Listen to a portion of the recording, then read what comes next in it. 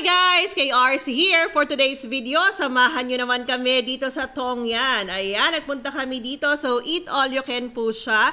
Medyo pricey, pero naisip ko, hindi lang naman kasi yung amount ang chine-cherish ko dito. Siyempre, yung memories at yung pagbabanding kasama ang aking mga kids. Sabi nga, 'di ba, ang money, kinikita yan pero yung memories, hindi na natin yun maibabalik. Kaya sinamantala ko na, dahil long weekend, long vacation, kaya heto kaming tatlo, nandito na kami ngayon, para i-try kung gaano ba kasasarap ang mga pagkain dito sa Tongyan. At ayan na nga, makikita nyo, marami silang klase ng mga sushi.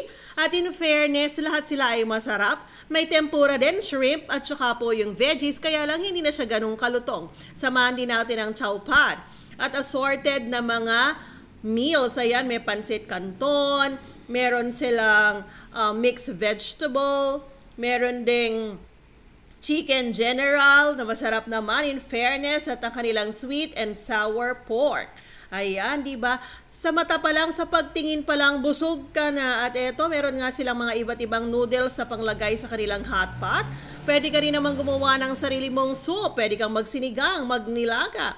Pick your choice. At eto nga, hindi ko na natikman itong mga enoki mushroom nila, mga scorn, kasi ang dami po talaga. Ikaw na lamang talaga ang mamimili kung ano ba ang bet mong kainin sa araw na yon. At eto naman ang kanilang panlagay sa kanilang hot pot pa rin. At pwede rin naman sa samgyup. Ikaw na rin ang mamili. In fairness, masarap dyan yung mosa balls. At saka yung mga halos lahat ang nandiyan. Ayan, dyan ako nag-enjoy Tapos ayan, meron din silang mga dessert, mga kakanin. At in fairness, not so sweet, pero masarap din. Ayan, meron pa nga sila mga cupcakes dyan. Hindi ko na rin natikman yan. Ito na kanilang mga mini cakes na masarap din naman. Bongga talaga siya. Enjoy naman at sulit para sa akin. Kaya lang kung mahina kang kumain, yun nga lang, mag-isip-isip ka kasi medyo mahal siya ng konti talaga.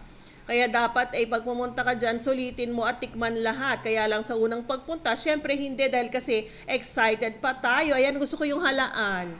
Ito yung kanilang mga meats, ayan, chicken. Mga premium daw yan. Yung iba naman ay pwede nating hingin doon sa kanilang counter. O, di ba nandiyan ang dami, may mga hotdogs and everything. Ayan yung kanilang mga fruits, pineapple, melon, watermelon. And then, ayan, may mga dilis yan yung mga appetizers nila. Itong root beet, gusto ko to in fairness. Masarap siya. At ayan na nga po, overall experience ko, very good naman. Kung babalik ako, yes, why not? Diba? Gusto ko namang i-enjoy at tikman yung ibang pagkain dyan at makasama uli ang aking mga anak. O diba nag-enjoy ang aking mga kids kasi inayaan ko silang manguha kung anong kanilang bet na ilagay dyan. At ang lola mo, kumain na lang. Pero nag-enjoy ako. Masarap lahat, lalo na yung ice cream na yan, premium, masarap, malasa, malinamnam, pero not so sweet. Pati yung kanilang juice dyan at tamarind at sinamahan ni Dory ng red tea. Yun lamang guys, tikman nyo na!